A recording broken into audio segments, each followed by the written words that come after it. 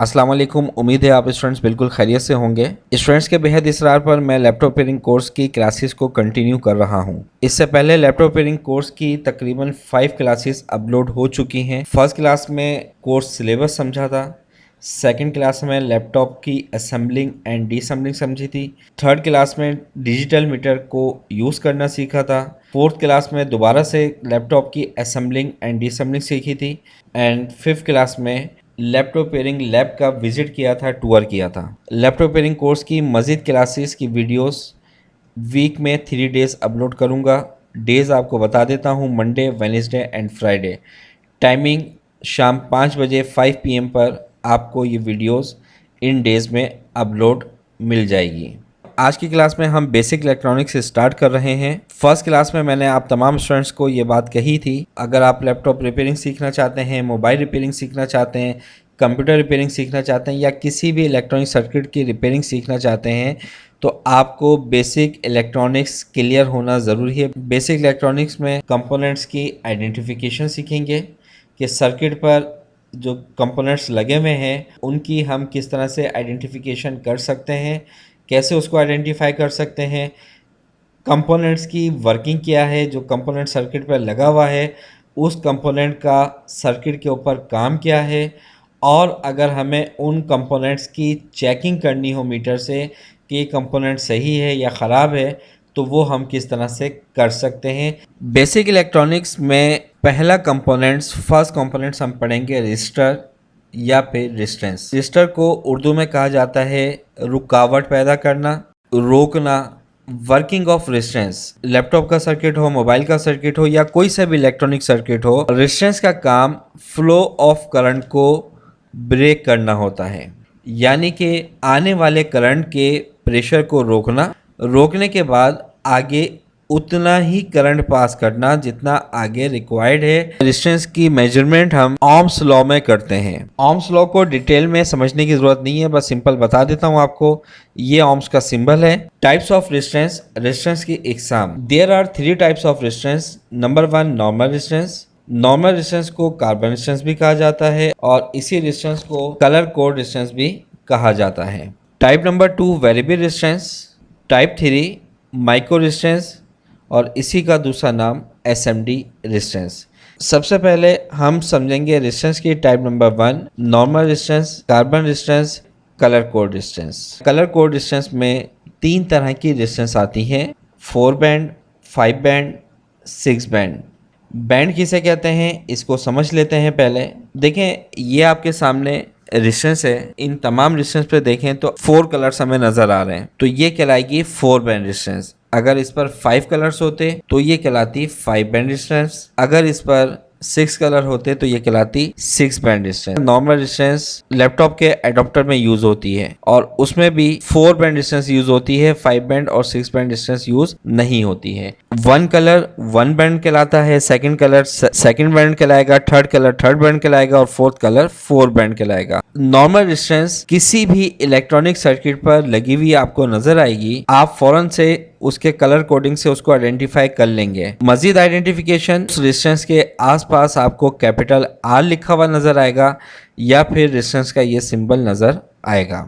ये जो colour code resistance है इनके ऊपर कोई वैल्यू नहीं लिखी हुई होती। अगर आप सर्किट पे देखें, कैपिटल R के साथ आपको कुछ नंबर नज़र आ रहे हैं, तो ये जो नंबर हैं ये इस रेजिस्टेंस की वैल्यू नहीं है, बल्कि ये नंबर इस रेजिस्टेंस का सीरियल नंबर है या लोकेशन नंबर है। अगर किसी सर्किट पर 50 रेजिस्टेंस यूज़ हुई हैं या 70 या 100 तो उसको सीरियल नंबर दे दिया गया है कि हमें पता चल जाए कि इस लोकेशन से हमने रेजिस्टेंस को निकाला है। इसकी वैल्यू मालूम करने के लिए चाहे वो 4 बैंड हो, 5 बैंड हो या 6 बैंड हो, इसके टेबल को समझना होगा। लेकिन सबसे पहले तो देख लीजिए कि कौन कौन से कलर यूज होते हैं। Silver, golden, black, brown, red, orange, yellow, green, blue, violet यानी कि पर्पल, ग्रे, वाइट। कलर के कॉलम्स के बाद बैंड 1 का कॉलम, बैंड 2 का कॉलम, बैंड 3 का कॉलम एंड बैंड 4 का कॉलम। इस टेबल के 3 पॉइंट आपने ध्यान में बिठा लेने हैं। पहला पॉइंट यह है कि सिल्वर और गोल्डन कलर हमेशा रेजिस्टेंस के बैंड नंबर 3 और बैंड नंबर 4 पर यूज होगा। बैंड नंबर 3 पर कभी ये कलर आ सकते हैं, कभी नहीं आ सकते, लेकिन बैंड नंबर 4 पर सिल्वर और गोल्डन कलर लाजमी होगा। सिल्वर की बैंड नंबर 3 पर वैल्यू होती है मल्टीप्लाई 0.01, जबकि बैंड नंबर 4 पर इसकी वैल्यू होती है 10% प्लस माइनस। गोल्डन की बैंड नंबर 3 पे वैल्यू होती है मल्टीप्लाई 0.1 और बैंड नंबर 4 पर 5% प्लस माइनस, और बैंड नंबर 1 बैंड नंबर 2 पर यूज नहीं होते हैं। इसके बाद पॉइंट नंबर 2 है कि ब्लैक कलर हमेशा रेजिस्टेंस के बैंड नंबर 2 पर यूज़ होगा और बैंड नंबर 2 पे इसकी वैल्यू होती है 0। ब्लैक कलर कभी भी रेजिस्टेंस के बैंड नंबर 1, बैंड नंबर 3 या बैंड नंबर 4 पर यूज़ नहीं होगा।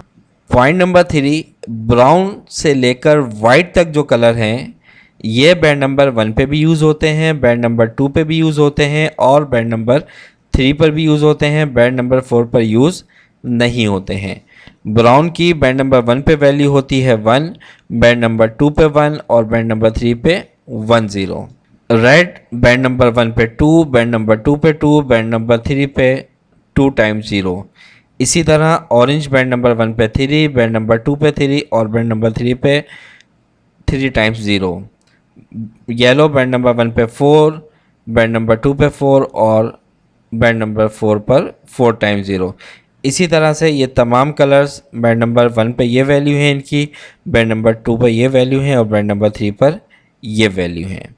तो ये कलर कोड आपने अपने जहन में बिठा लेना है ताकि आप अपने रेजिस्टेंस की वैल्यू को फाइंड कर सकें कि रेजिस्टेंस की वैल्यू क्या है। अब जैसे कि ये देखें, आपके पास ये एक रेजिस्टेंस है येलो, पर्पल, ऑरेंज, गोल्डन। सबसे पहले तो आपने इस रेजिस्टेंस का मालूम करना है कि बैंड नंबर 1 कहाँ से स्टार्ट हो रहा है। तो अभी हमने टेबल में ये समझा था कि हमेशा सिल्वर और गोल्डन कलर जो है वो बैंड नंबर 3 और बैंड नंबर 4 पर यूज़ होगा। बैंड नंबर 3 पर हो या ना हो, लेकिन बैंड नंबर 4 पे सिल्वर या गोल्डन लाजमी होगा। तो ये गोल्डन कलर है तो इसका मतलब ये हुआ कि ये बैंड नंबर 4 है। तो इसके अपोजिट साइड जो भी पहला कलर होगा ब्राउन से वाइट तक कलर में से, वो आपका बैंड नंबर 1, इसके बाद ये बैंड नंबर 2, बैंड नंबर 3 और ये बैंड नंबर 4। इसी तरह यहाँ पर ये देखें आपके पास गोल्डन, रेड, रेड, रेड, तो इसका बैंड नंबर 1 कहाँ से स्टार्ट होगा, यहाँ से। ये बैंड नंबर 1 है, बैंड नंबर 2 है, बैंड नंबर 3 और ये बैंड नंबर 4। अब येलो, पर्पल, ब्लैक, गोल्डन, इसकी वैल्यू हमने फाइंड करनी है कि ये कितने ओम्स की रेजिस्टेंस है। तो देखें येलो बैंड नंबर 1 पर है, तो टेबल पे देखें येलो बैंड नंबर 1 पे क्या वैल्यू आ रही है 4। इसके बाद पर्पल कलर बैंड नंबर 2 पर है, पर्पल की बैंड नंबर 2 पे वैल्यू होती है 7। बैंड नंबर 3 पर ब्लैक कलर है और ब्लैक कलर बैंड नंबर 3 पर यूज़ नहीं होता है, तो यहाँ पर हम इसको कुछ भी नहीं लेंगे। बैंड नंबर 4 पे गोल्डन है, गोल्डन की वैल्यू होती है बैंड नंबर 4 पर 5% प्लस माइनस। तो अब इस रेजिस्टेंस की वैल्यू हम कैसे लिखेंगे या कैसे रीड करेंगे। बैंड नंबर 1, 2, 3 की जो वैल्यू होगी इनको एक साथ मिला के लिख देंगे, प्लस नहीं करेंगे, एक साथ लिख देना है। यानी कि ये हो गया 47 ohms 5% प्लस माइनस, ये इस रेजिस्टेंस की वैल्यू है। यानी कि ये जो रेजिस्टेंस है ये 47 ohms की रेजिस्टेंस है। इसी तरह अगर मैं इसके बराबर वाली रेजिस्टेंस की बात करूं, ब्राउन, ग्रीन, रेड, गोल्डन, इसकी हमें वैल्यू फाइंड करनी है। तो ब्राउन बैंड नंबर 1 पर 1, ग्रीन की बैंड नंबर 2 पर 5, रेड बैंड नंबर 3 पर 00 और गोल्डन 5% प्लस माइनस। तो इस रेजिस्टेंस की वैल्यू क्या हो गई, बैंड 1, 2, 3 की वैल्यू को एक साथ मिला के लिख दें, 1500 ohms 5% प्लस माइनस, ये इस रेजिस्टेंस की वैल्यू है। तो ये इस तरह से आप अपने रेजिस्टेंस की वैल्यू को फाइंड करेंगे। ये टेबल आपने याद कर लेना है, तो आप बस सर्किट पे उस रेजिस्टेंस की कलर कोडिंग देखेंगे, कलर कोडिंग टेबल आपके जहन में होगा तो आप फ़ौरन से इसकी वैल्यू फाइंड कर लेंगे। वरना पहले आप रजिस्टर में ये तमाम कलर्स लिखेंगे, फिर उनको देख के उनकी वैल्यू निकालेंगे, तो उसमें आपको टाइम लगेगा। तो आपने टेबल को याद कर लेना है, समझ लेना है, और उसके बाद आपने बगैर टेबल देखे अपनी रेजिस्टेंस की वैल्यू को कलर कोडिंग के हिसाब से इसकी वैल्यू फाइंड करनी है आपने। क्लास ज़्यादा बड़ी नहीं करना चाहता, तो उम्मीद करता हूँ कि यहाँ तक जो मैंने अभी तक आपको समझाया आपको अच्छे से समझ में आ गया होगा। फिर भी अगर कोई प्रॉब्लम हो तो आप कमेंट्स में मुझे बताएं, व्हाट्सएप पे मुझे मैसेज कर दें, तो मैं आपको उसकी डिटेल बता दूंगा। नेक्स्ट क्लास में हम इस रेजिस्टेंस की मज़ीद वैल्यू निकालना सीखेंगे और इसको मीटर से कैसे चेक करते हैं वो भी हम नेक्स्ट क्लास में सीखेंगे। मिलते हैं नेक्स्ट क्लास में, जब तक के लिए अपना बहुत ज़्यादा ख्याल रखिएगा। अल्लाह हाफिज़।